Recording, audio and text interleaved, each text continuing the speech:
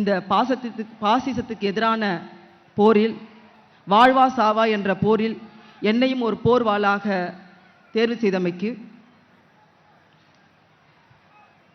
ஒரு பெயரை நீங்கள் உச்சரித்தீர்கள். 10 ஆண்டுகளாக இருண்டு கடந்த தமிழ்நாடு விடிந்தது. ஒரு பேர், அது நம் புதுமை பெண்களின் நம்பிக்கை. ஒரு பேர், அது நாளைய முதல்வனின் வழிகாட்டி. ஆம், அந்த பெயர் ஒரு மந்திர சொல். ஒரு பேர், அது உழைக்கும் பெண்களின் ஆனந்த கண்ணீர்.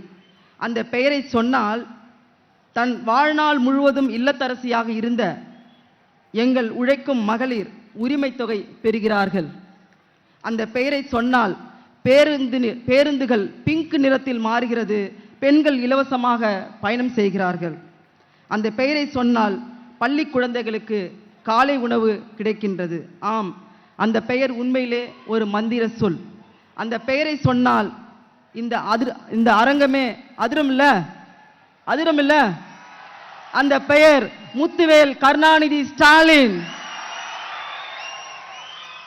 நான் ஓட்டு கேட்க போடுற இடங்கள்லாம் பெண்கள் நெகிழ்ச்சியான குரல்ல மாதம் எங்களுக்கு தேதி 15 ஆச்சுன்னா தான் எங்க அக்கௌண்ட்ல 1000 ரூபாய் வருதுன்னு மகிழ்ச்சி பொங்க சொல்றாங்க.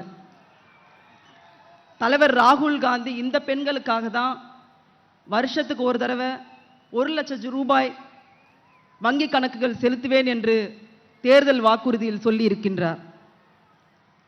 சொன்னதை செய்பவர் நமது மாண்புமிகு முதலமைச்சர், சொல்வதை மட்டுமே செய்பவர் நமது இளம் தலைவர் ராகுல் காந்தி. 400 நமதே என்று வாயில வடை சுடுறார் மோடி.